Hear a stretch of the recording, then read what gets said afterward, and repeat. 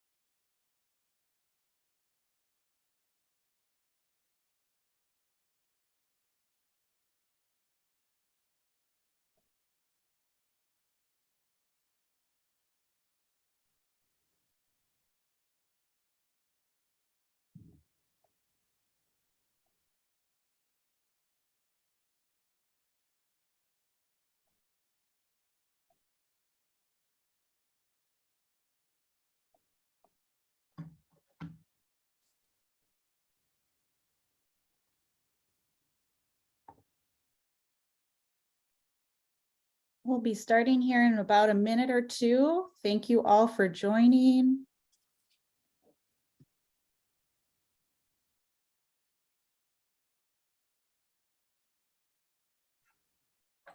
All right. Well, welcome, welcome. Hello. Thank you for being here with us today. My name is Lindsay Petrus. I'm the Cancer Program Manager here at ACAF. So today we have a guest here with us to do an introductory discussion on traditional medicine. So a couple housekeeping things. This presentation will be recorded. We're being recorded right now, and we will upload it to our YouTube channel. We encourage and welcome questions. We love questions, so please ask them either in the chat box here on Zoom or through Facebook as a comment. We will try to answer them all at the end of the presentation. And there is going to be closed captioning. So if you need closed captioning, it's in the bottom right hand of your corner on Zoom. Please feel free to use that. And we can also provide transcripts if you're interested in a transcript.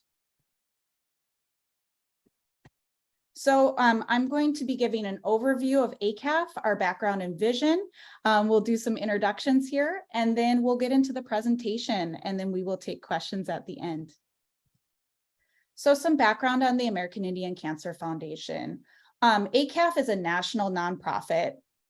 We were established to address the tremendous cancer inequities faced by American Indian and Alaska Natives.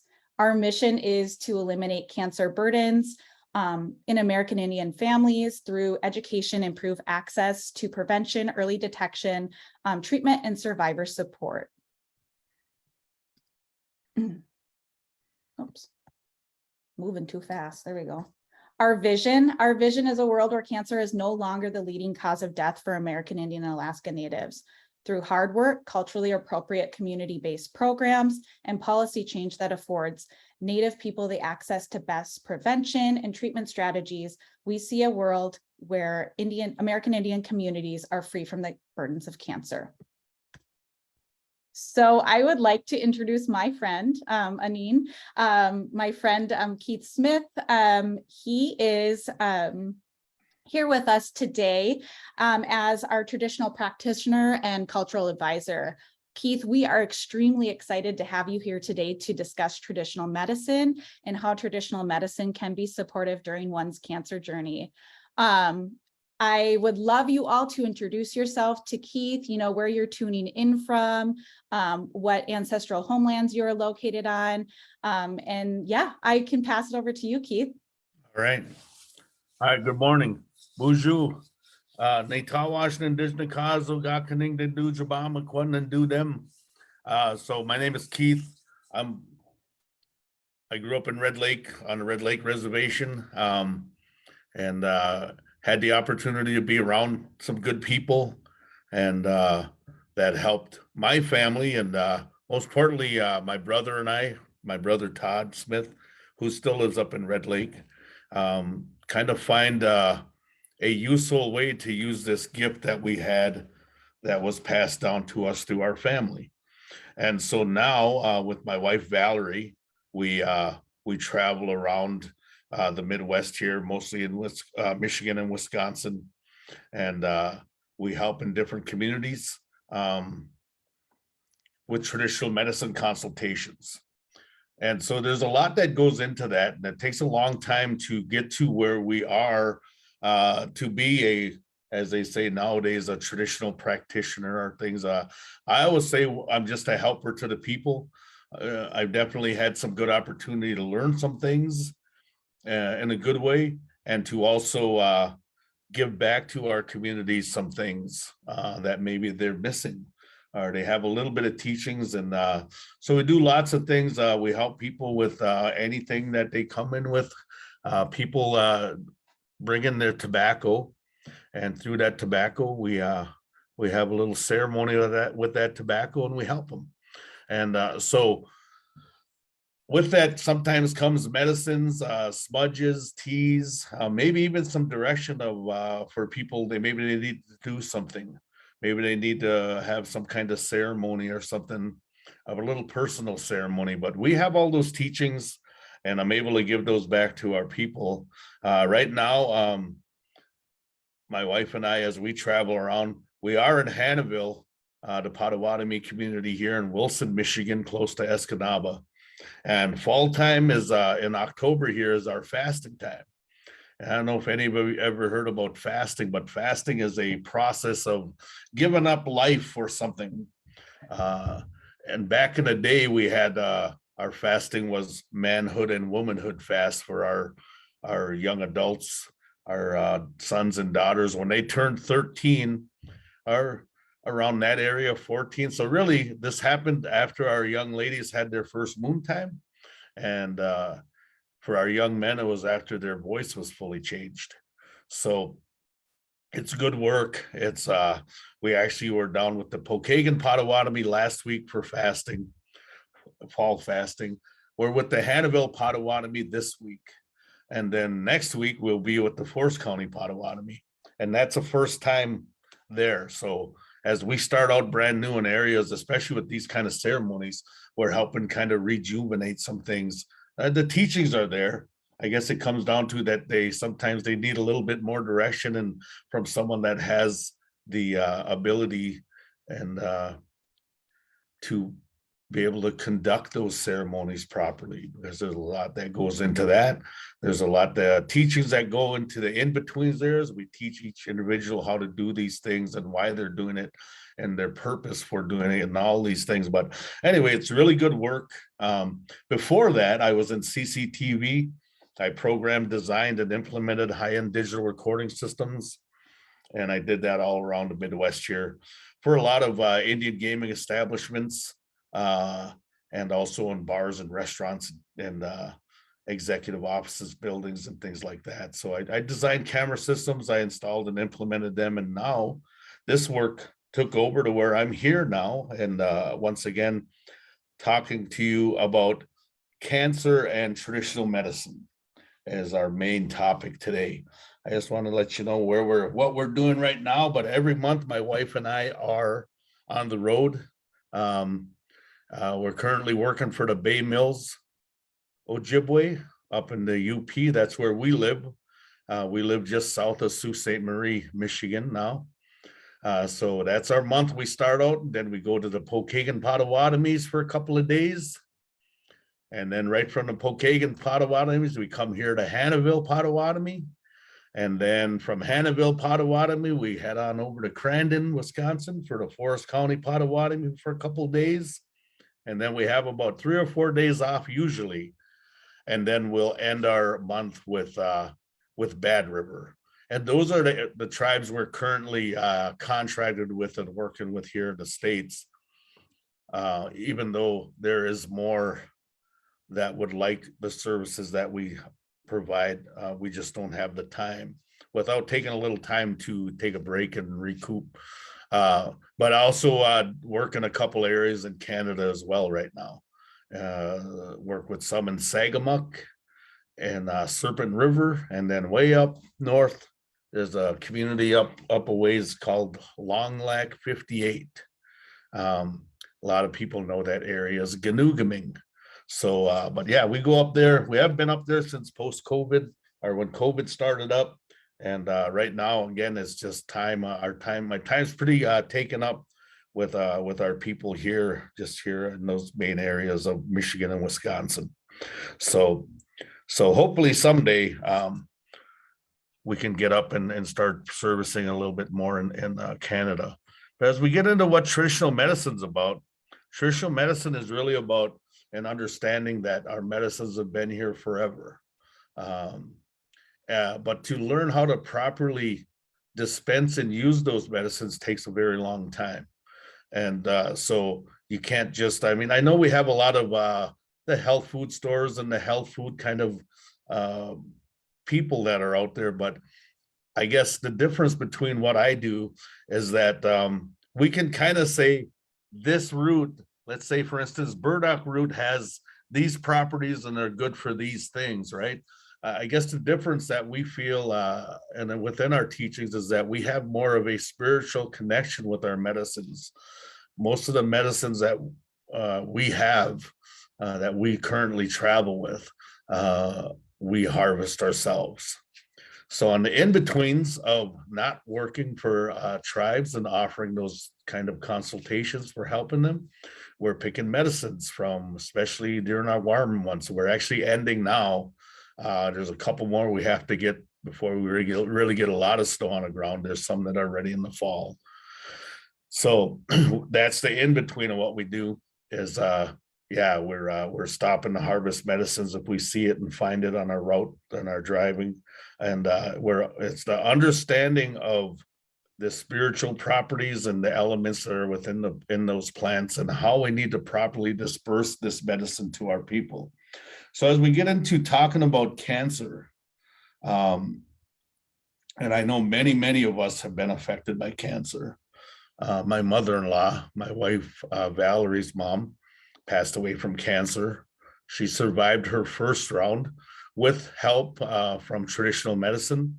I was pretty close with her, so I could say that the whole son-in-law thing that a lot of people talk about with mother-in-laws, I didn't have that. She was a really nice lady. We got along. As a matter of fact, for the last about 13 years of her life, she lived with us and we took care of her. And she still worked a little bit till she got cancer the first time. And with that help, because I was close with her, it was hard for me to help her in a traditional sense. I guess there's some rules I had to follow, because I called her mom and everything. So, and when we're close, I guess you can say one of the trade-offs about traditional medicine is that I can't help the people that I'm truly really close to. Like I can't help my wife. I couldn't help her mom. I can't help my three boys. Valor and I have three boys that two living in Minneapolis, one living in Miami.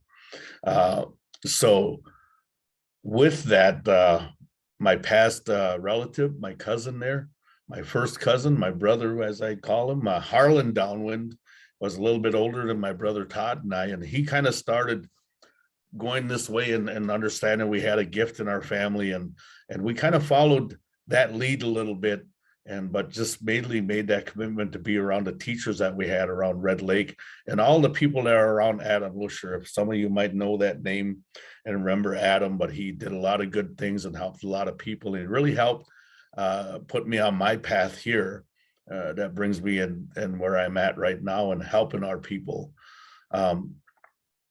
But within this whole process of learning is it takes a long time to understand the medicines. It takes a long time to understand what medicines are good for different things. So as I took my mother-in-law to see Harlan Downward at the time, she was able to get through that first cancer. And even as she got through it, they said, oh, well, she went into remission, and they said, maybe a year. Because it was kind of aggressive and stuff. And but I guess I could say with that help of using both the best of Western medicines and the best of traditional medicine, she was able to stay here for just a little over 5 years, I think almost 6 years from what they gave her. Because once it came back, it was very aggressive, very quick. And so we knew that it was, that was the one that she wasn't going to survive that. So we kept her at home. My wife took off about 2.5 years off of work, and I kept working, and she took care of her mom. And it's hard, But as we look at this, I guess when we talk about cancer in traditional medicine, is even back when I was still learning and helping Adam and the people around him when they would be helping people, it was also about how we wanted to find a balance of Western and traditional medicine. I can honestly sit here and tell you that we've had more success with finding a balance of Western and traditional medicines, finding that balance of how they can work together to help heal us and our people, than say, for instance, somebody coming to me and saying, well, I have this diagnosis of cancer somewhere, somehow, and we know there's many forms and different kinds of things like that. And they tell me, well, they want our medicines and our healing ways, and they only want to commit to this only, and they want to come back to this and do it. And I'm very honest with them to say, I'm going to encourage you to use the best of both worlds, because even though this cancer right now is not, they say it's slow, but 2 months from now, it might not be slow anymore, right? So within these, how we work with traditional medicine and cancer with Western medicine, is that we always encourage to use every option on the Western end as well. And so, and I know a lot of people are afraid of chemo, and I think that's the main thing. And even some of the guys and ladies, the main thing is because they don't want to lose their hair. And so I encourage them to not worry about that we know firsthand from my mother-in-law that your hair will grow back and you'll be okay. And so as we start to work with patients with cancer, it's sometimes difficult for us in traditional medicine to get a start, because sometimes people might get a really early diagnosis, as we say, maybe very pre-cancer, or maybe stage 1 or 2, right? It's a little bit early still there, because maybe they're not sure how it's moving yet, or how the activity of it yet. This is where you want to start to seek out traditional medicine help. When you get an early diagnosis or a sign, or when you're in stage 1 or 2. It's because what does happen a good amount of the time is people are finding me in the different communities I'm working in, and they might be already into a later stage 3 or even a stage 4, and maybe even a later stage 4. And I think the most important thing I can stress to each and every one of you is to get, if we have some of our people wanting to seek out traditional medicine help when they're diagnosed with cancer, do that and encourage them to do that as soon as you can. Because then, as it's later, we also have an uphill battle to try to find some of our medicines that'll help. And we have many, many medicines that will help with different kinds of growths, different kinds of cancers.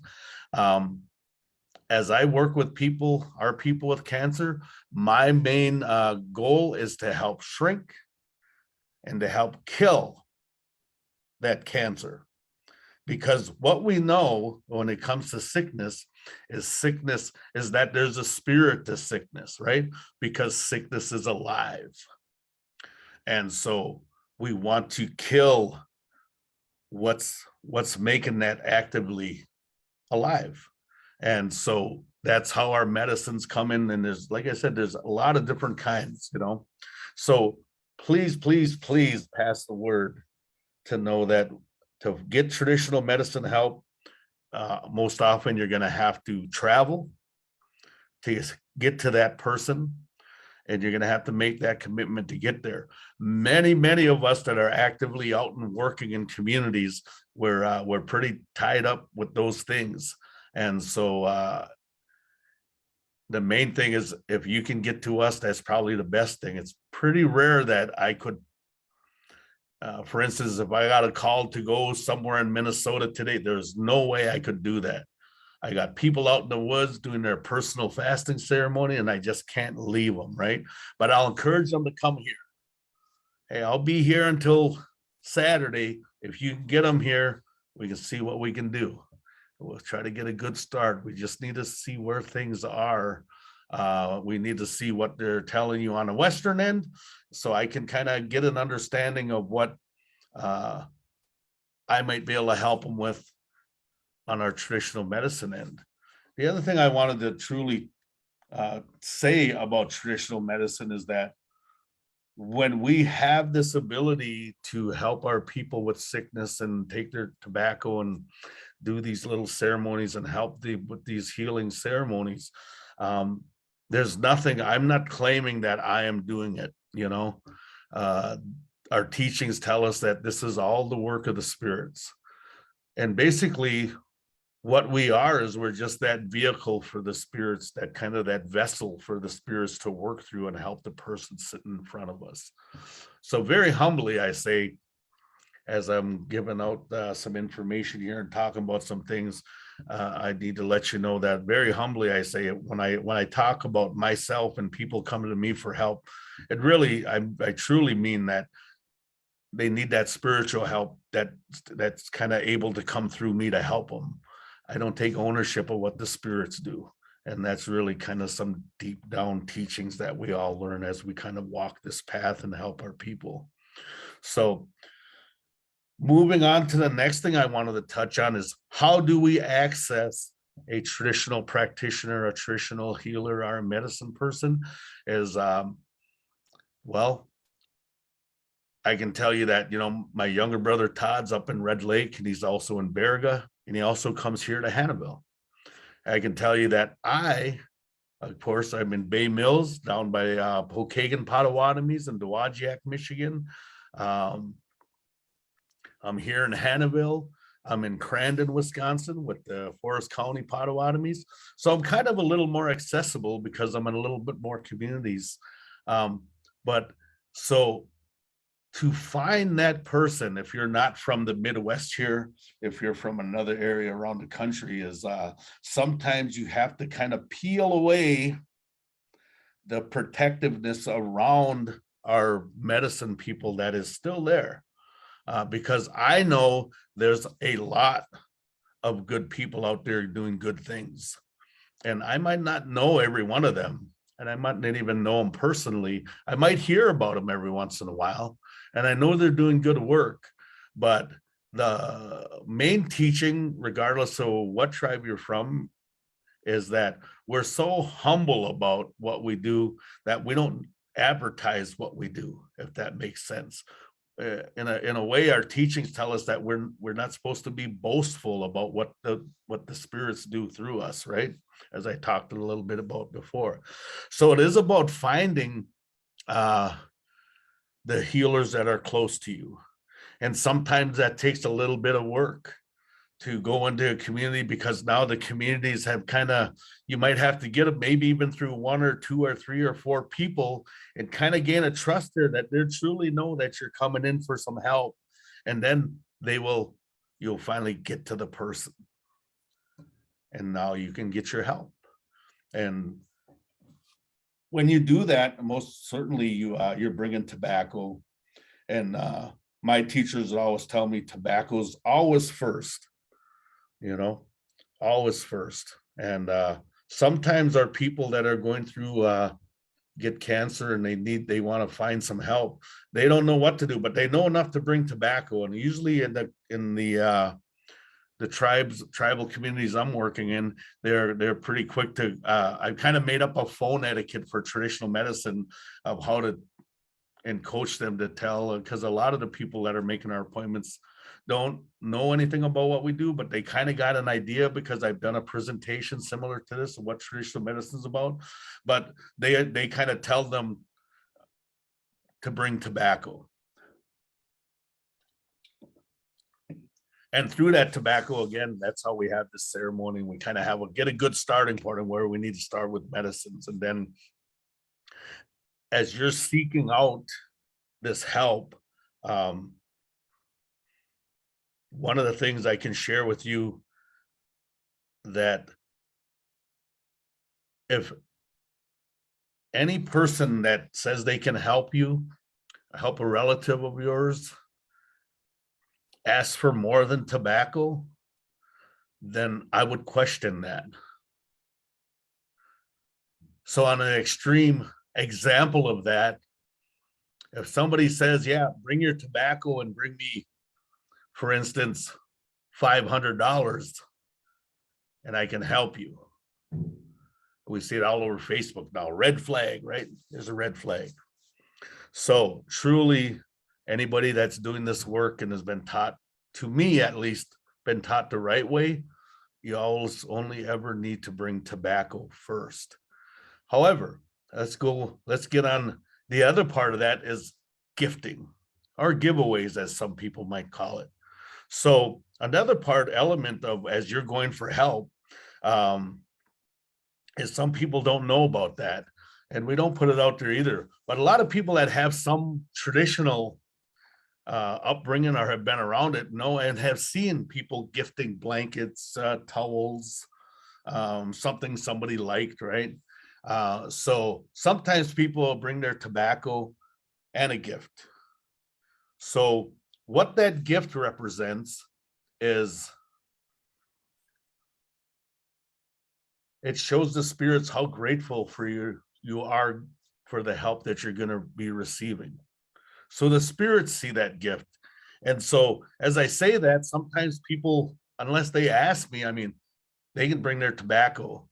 And let's say if somebody comes in for different, they have some things going on like cancer, bring their tobacco, will start helping them with medicines, right? And then if they ask me and say, oh, am I supposed to be bringing some gifts? I said, well, you can bring some gifts if you want. But this really good opportunity now is that the tribes essentially are kind of helping us out and kind of paying us some hourly wage and giving us a hotel room so we can come to their communities and help people from their community and around their surrounding areas. So yeah, now the tribes have that ability to do that. But on your end, know that gifting is still, you can still bring a little something. Some of the things that I get, blankets, towels, Val might get some earrings, somebody might make us a little beadwork thing or something. And if it's something you can make, I mean, great. So there's really no rules to what those gifts or giveaways are. But just I wanted to explain the difference between the person that's getting help that might want to bring a gift or some gifts, to what the red flag would be when somebody says, well, bring me some gifts and this amount of monetary gifts and bring your tobacco. Then that's what I would strongly encourage our people to stay away from. And so as you go out and seek out this help, it has to be very, very cautiously. You want to make sure the person is kind of, I guess you can say, sanctioned from their tribe, from where they're working at. You want to make sure that work is truthful. And that's one thing I really learned from, even more so from one of my teachers from Mille Lacs, Dorothy Sam. And Dorothy Sam would always talk about keeping our work truthful and allowing the spirits to guide and help us, even with medicines and what we're going to use for medicines for different people. So as you're seeking out this help, know that Lindsay has my info. I got an email. If you're somewhere else, I mean, maybe I could try to help you somewhere. I got friends all over that I met. I was a boarding school kid, so I got a lot of friends all over the country, really. And also I was a Paula singer. I was pretty into that for a while. Not so much anymore, but something I really enjoy and love. And I got to know a lot of friends from there, and I know a lot of good people. So if you're in different areas, I might be able to help find you something. But at the same time, even more recently this year, we've had we had some Mohawks from Akwesasne, New York, come all the way to Crandon once to bring some people for help. And then they also came to Pokagon once to bring some people there to get some help.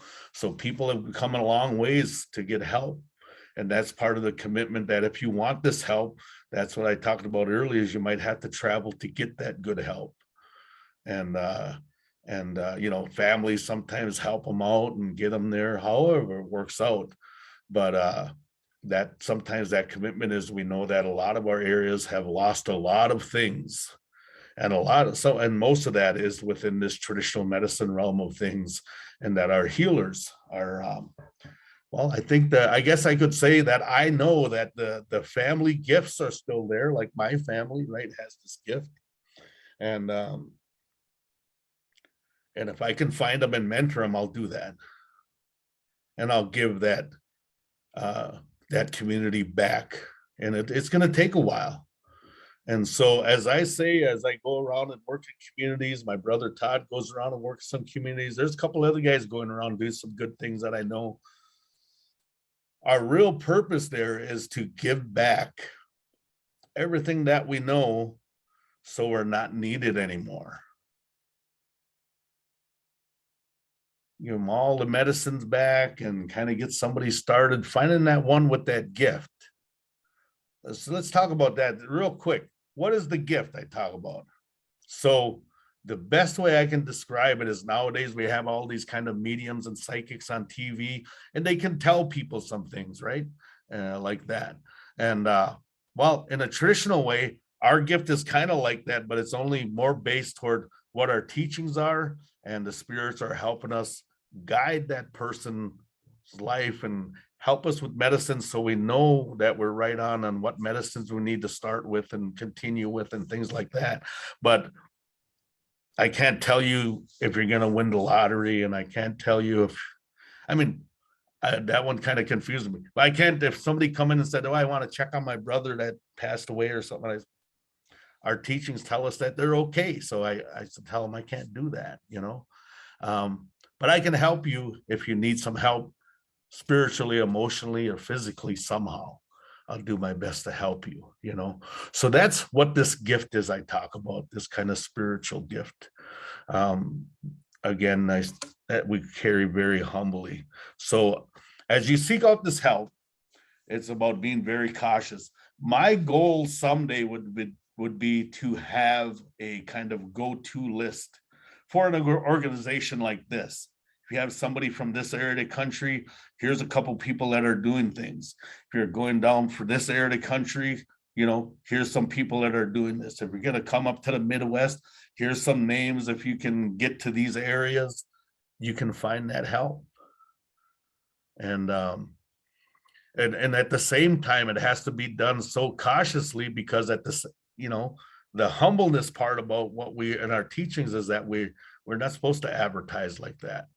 And so it was a little bit as Adam Lusher started the traditional medicine programs, especially up here with the Sault Ste. Marie Chippewas, who I used to work for, and unfortunately I don't work for them anymore, but I work for other tribes close to them. But Adam Lusher started that traditional medicine program quite a few years ago, and a lot of good people that did good things worked through there. So but there's that's the other way, is to look up and find the tribes that are offering traditional medicine. So I mentioned about keeping our work truthful. Even if that person does say you can bring your tobacco and come and see them, I guess you will know if it feels truthful or not. Because there are some people around that are claiming to be able to do some things, but I'm telling you, this process is definitely should be handed down within the family for that special gift, but it takes a lot of time to learn things and to have your teachers advance you into the more detailed teachings of what you're going to be doing. it takes a long time. Some of those timelines I can share with you for me personally is most importantly, we live a good life. Absolutely no drugs, no alcohol. We live an absolute good life.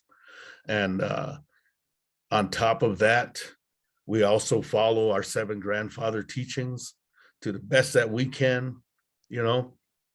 Um, and our teachers have advanced us forward. So I had some items that I used to help people, and it was just me and my items for a while. But actually, my teachers didn't give me the right to run a sweat lodge until I was like 7.5 years in to this walk. I started this when I was about 19 going on 20. I'm 55 now. And so even then, as I was running sweat lodges and stuff and having that available for the men, is that even though I knew the medicines and knew some medicines, I couldn't use them until I got the right to use those. And so I can truly say I didn't help and get the right to use some medicines until I was about 16 or 17 years in.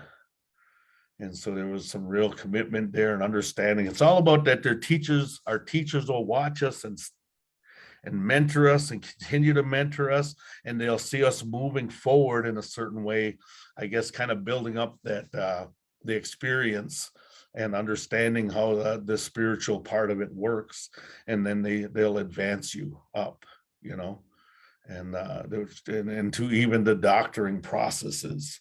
So as you're seeking this out, I know it's a lot to kind of look at, but know that you should also be very, very careful as you're seeking out a traditional medicine person. And so as we move forward from that, the next thing I wanted to talk about is how does the treatment process go when you start to see a traditional medicine person? Okay, so typically when they come in, they'll bring their tobacco, and we're going to have a starting point. We might have 1 or 2 medicines we're going to give you, and maybe depending on where that cancer is at, some people might come in and tell me, well, this is where I'm at, but I'm going to start chemo in 2 weeks, but I'm here now. And maybe for that particular person, just as for example, they're going to be on chemo for 7 days and they're going to have 6 days off. Then they're going to be on chemo again for another 7 days, 6. And all of us that are really very kind of aware of how this works nowadays knows about those processes that usually they do a chemo maybe so many days, and then there's a break in there. So what we do is what we know too is that a lot of times chemo is going to take everything and just take everything out of the body, right? So when it gets to that point, for me and how I work with the medicines is that we'll give you medicine, give with the patient or the client some medicines to take on the in-betweens of their chemo. So like even I had one there where he was actually going to get ready to go through treatment. So we had about 2.5 months to really work with some medicine. So at that point, I seen him every month. And every month I give him medicines, then for 2 months in a row, and then I gave him enough medicine again. And as we start to fight the cancer, we're gonna change up our medicines too. Depending on what the spirits are showing us and how aggressive the cancer is or how the growth is, and if we're shrinking it, are we killing the activity, the activeness of that cancer? So within this whole realm of helping our people through this and finding that balance is we're going to have them stop about 2 days before chemo, and then they can start about 2 or 3 days after, because we know sometimes chemo really takes our people down. And so I'll advise them, say, when you're feeling good enough to get some liquids down, then, give it about 2 or 3 days, 4 if you need to, and then go ahead and start 1 cup a day of this medicine again. So we're working on the in-betweens best we can. We also continue our work, say we help with this process best we can. And finally, the person goes into remission. And on our end, I do my best, like, okay, we're good to go for a little while, but I still, let's say somebody went into remission and we've been helping them for the last 4 to 6 months. And finally, they're in remission, everything's good. They come and see me, and I say, okay, well, let's take about a month, maybe 2 months away. We're happy for this, and we're kind of all celebrating. And I'm happy that I've been able to be that one for the spirits to work through to help them. And then, but I'll have them come back in about 2 months just so we could take another look, and we can keep them on a little bit of medicine to make sure we keep the blood clean, and we make sure the area, maybe they did surgery, took some out, did some chemo, so many things, that we're dealing with. But most importantly, we're helping with healing through all stages of cancer. So when we start anyways, there's always that balance we want to find, connecting our traditional medicines with our Western medicines and finding a good balance. And then, of course, our goal too is to get rid of this cancer, so it's not bothering that person. And if everything goes really, really well, we can play a good role in helping with that, of being in remission and staying in remission. And so I've had a lot of good successes through my time of helping people. And at the same time, there was times I didn't have success. And most of that time, as I'd mentioned earlier, is because usually they were calling or came for help because they were just strong enough to make the trip. But maybe they were already in the middle or late stage 4. And so there's sometimes where we give them a little bit of medicines, but sometimes by then they're not eating and stuff really well. So again, I can't stress enough to encourage anyone seeking out traditional medicine help.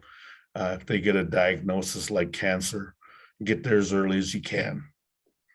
So within that whole teaching and the things I've been talking about today, just to kind of review, we talked a little bit about what traditional medicine is, how we help.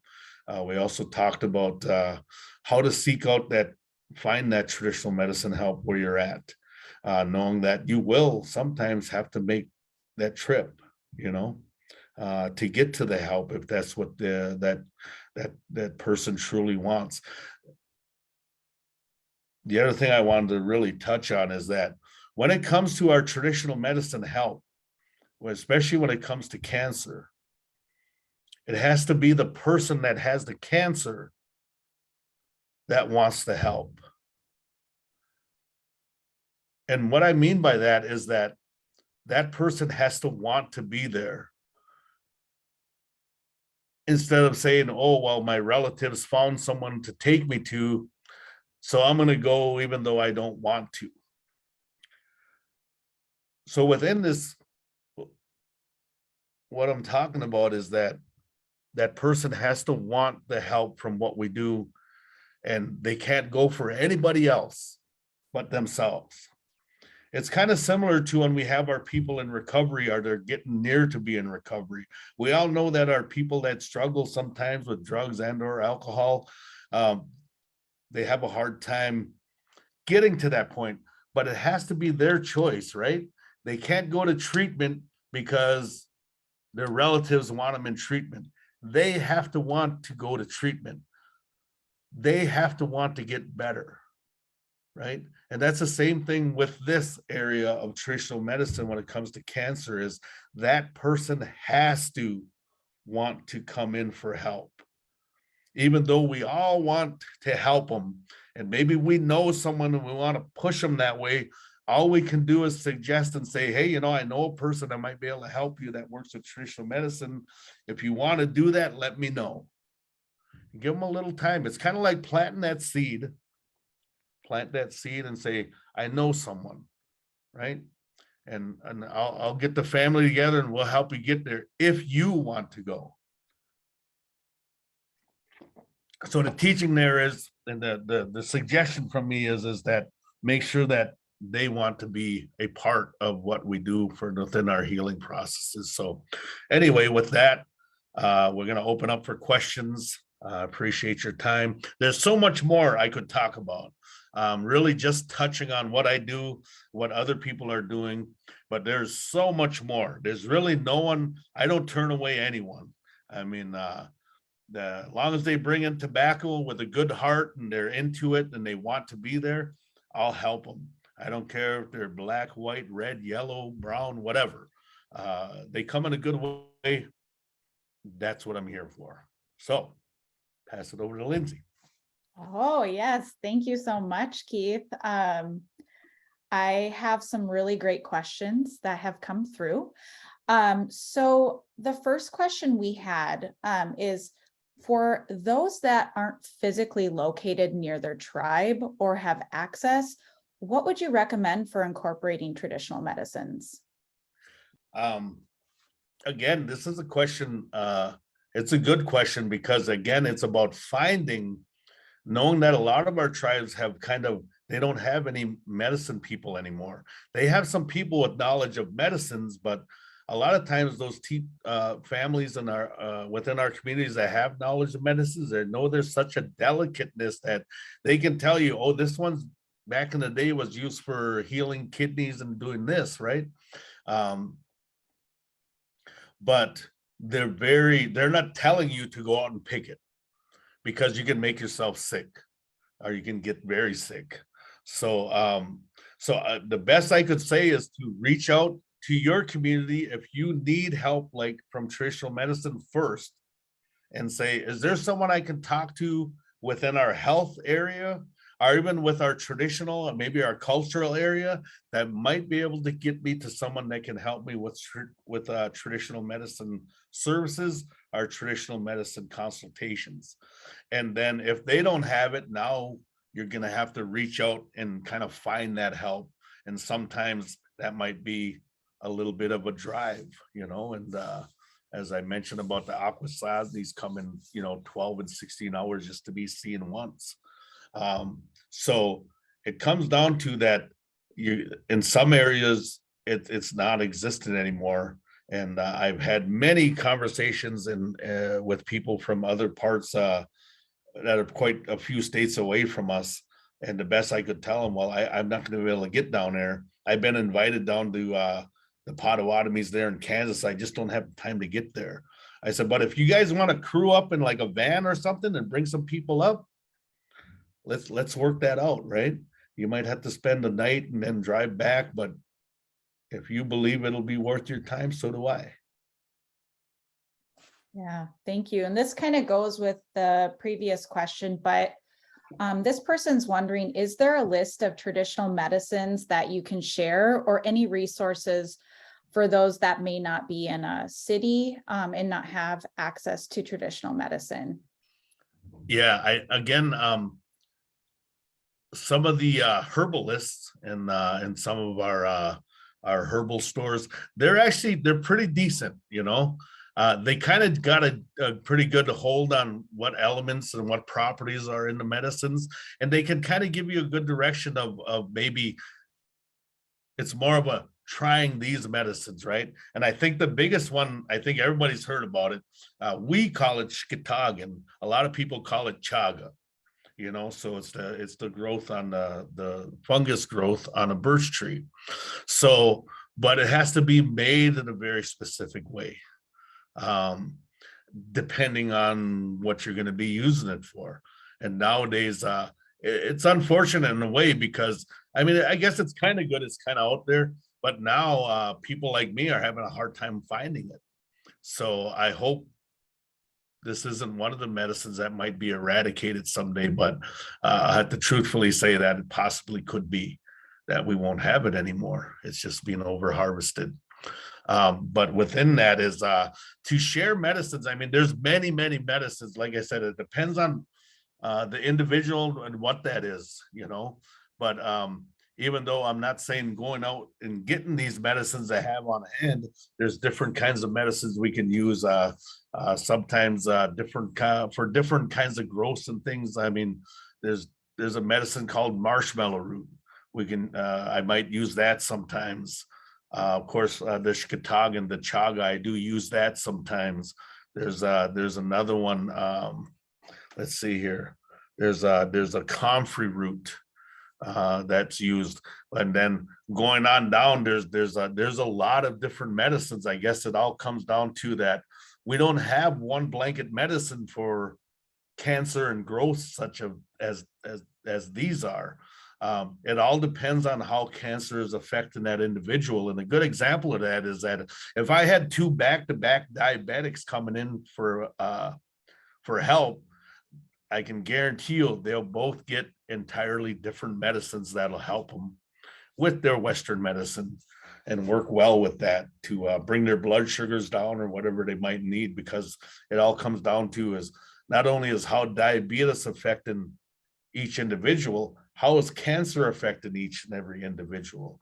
So it's hard to give a list out because we're very cautious about that, because the last thing we want to do is have somebody go and find these.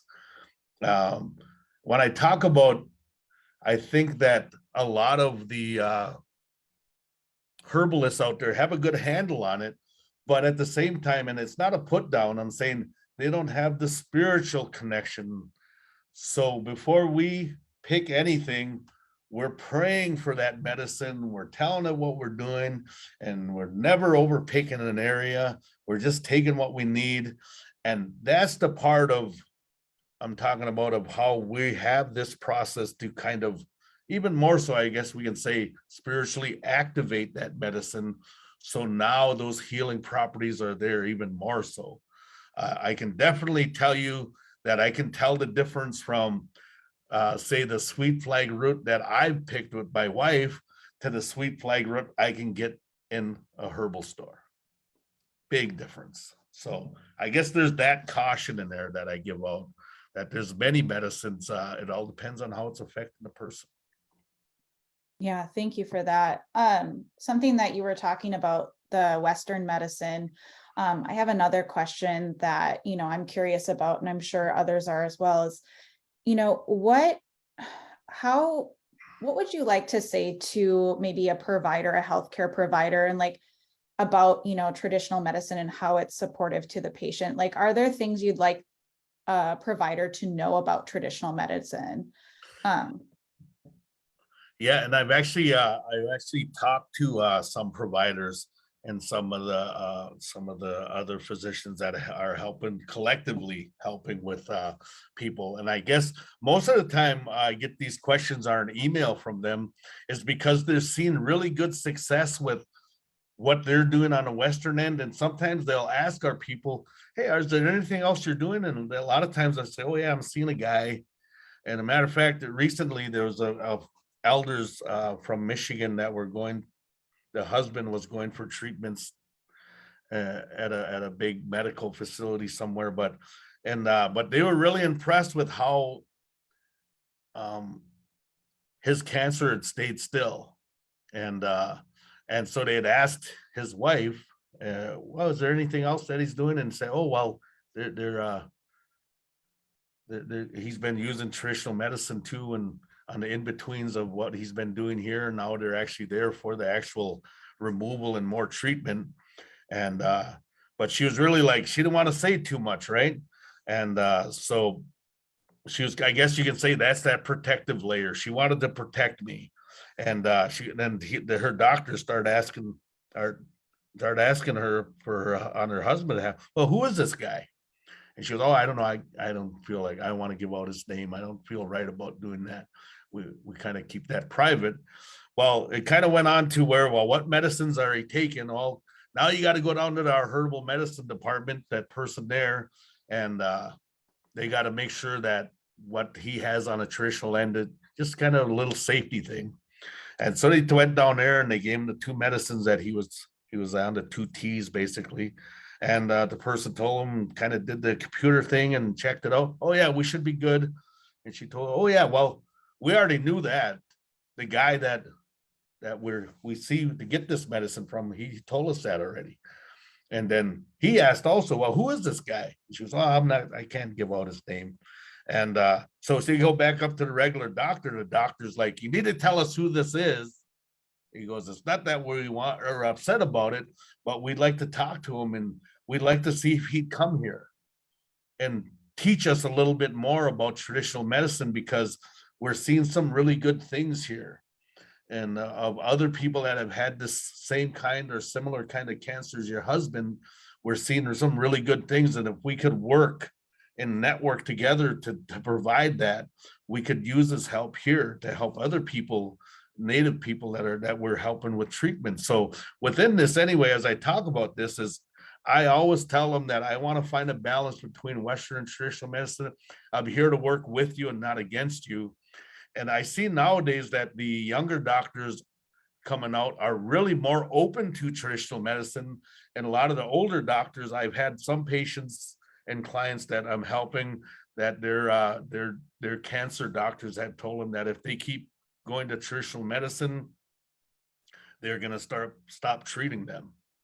And so at that point, I'll back off, because I know sometimes the Western medicine is probably the way to go first. And I say, you know what, go get your stuff done.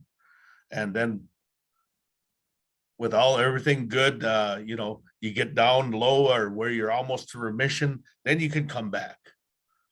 I'll be the one to back away, just because I know Western medicine has come a long ways with helping our people with cancer. So there is a fine line there, but I'm finding there is a lot of acceptance as I'm on this subject through the Western Medical University in Michigan. They should be coming out with we're doing some training basically for new doctors to help them understand traditional medicine. So once that comes out, Lindsay, I'll let you know. I would love that. Thank you. I think that's really important, and I can share it with networks. Okay, I have one more question, and then I always have my famous last question I love to ask. So, Sure.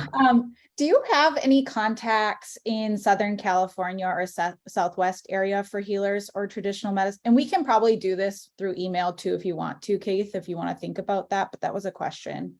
I do have, I have some friends out there. And actually I have a niece that lives out there too. But also Val has some family that lives out there. I can definitely reach out and find out. I want to say no, but at the same time, I know that I do know that there's still good healers down in Mexico. They still have that faction yet of their traditional part of their healing. And so, and really we're all the same, but yeah, so that's definitely something I could look into. I think there might be, but I can't promise. Okay. So I guess the last question that, I want to know is, and probably the viewers too, is what's one thing that you would like for people to take away from today's conversation?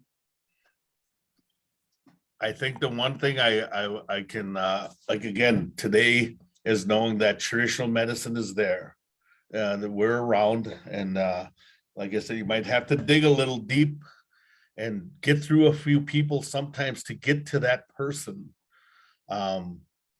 But you have to stay on it. You can't take that, oh, I don't know what you're talking about that first time around. You have to get through that layer, because as you keep pushing, you will find the person, but again, knowing that they're going to be very protected. Most cases, they're going to be very private. I think it was a big step for Adam Lusher to start the traditional medicine programs within tribal clinic systems. Even with that, we're not always within a tribal clinic system. It's really where we fit. So like, for instance, here we fit in culture with Hannibal. With the Forest County Potawatomi, we are under the health program, under the clinic technically, but we actually work in culture. With the Bad River tribe, we do work in the clinic every once in a while, but we actually found our fit with social services. So it's really where they can kind of put us in, but the help is there. And I think the one thing you can take away from this is that you got to have that drive to find the help. And if you keep taking a couple of no's and just say, no, I guess there's nothing, then you won't be able to, have that push, and they're going to see, well, they must not have really needed it because it never came back. Because I'll be honest with you, there's that test in there. Well, I don't know. Maybe they'll send you to someone else, and they might even send you back to that same person. But that's kind of this little test to make sure that if you're serious and you're going to do some good things and come and get some help from the person we have here in our community, then you're going to kind of prove to us that there's some truthfulness and that you're really willing to be there, rather than just curiosity, So taken away from today's little talk is knowing that we are here to help. We're here to create a balance with Western medicine, and we have many, many good medicines that'll help.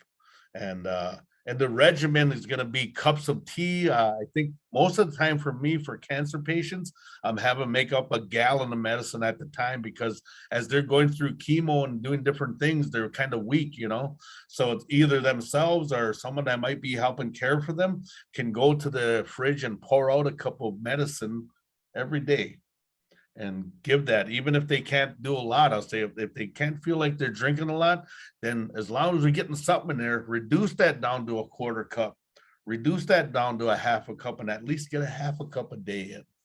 It's something, and it helps. So know that, yeah, there's a balance there. Know that sometimes there's a little bit of a challenge to get to them, but know that I'm pretty open, you can email me and I'll do everything I can to try to find some help. And I'll be really honest and email you back and say, I don't have any contacts in your area, but I'll kind of reach out and see, and I'll let you know. And sometimes I might give me a little bit of time. As I said, I'm busy. So, if I don't come back right away, I'll usually email back when people have questions like that. It might take me about a week sometimes, but I'll let them know, hey, I'll work on this. Give me about 5 days. Right. And I'll give me time to reach out to people I might know in those areas. I at least try to do a little bit of research and find something. So know that that help is there. The good help is there. We're all here to help our people in the best way that we can. And most importantly, we don't want traditional medicine to be a last choice. We'd rather be one of the first. And that comes all the way back from when I was helping Adam Lusher when I was a teenager, is that even back then, people were coming way when they were later stages of cancer. And he'd always say, man, I wish I would have got here last year. I wish they would have got here as soon as they got in that first stage. That's what he always wished for. So I put that out there now. Get to us as soon as you can. Well, I just want to say a big Chime Gwitch on behalf of ACAF and the viewers for your time today and your knowledge you've shared. And yeah, you guys can email me, health@acaf.org, and I can coordinate some conversations with Keith to see what he's comfortable with. But thank you again, Keith, for sharing today. Really appreciate it. Yeah. Okay. Yeah. With that, I wish you all the best. Enjoy the fall. I love the fall. Spring and fall, my favorite time of the year. I always encourage our people, offer your tobacco, do your prayers. If all else fails when it comes to finding help, offer your tobacco. Everything you need is in your tobacco. That's what my teachers always say. And when you offer that tobacco and tell your relatives and tell the spirits that, man, I need some help to either help myself or find some help for someone that I know and love, they're going to help you find that help. You have to believe and know that our tobacco has always been there for our ceremonies and everything that we've ever done. So don't ever forget about your tobacco. And if you're brand new and offer your tobacco, we know that our tobacco is powerful and it's strong, and it'll help bring the help that we need when we're looking for something like that. So I encourage each and every one of you to stage your prayers, enjoy your fall time, and the winter time's coming. Also a good time of year for me. I like all times of year, but fall and winter are probably my best. So with that, I'd say Miigwech to each and every one of you too. Miigwech. All right, Mama P.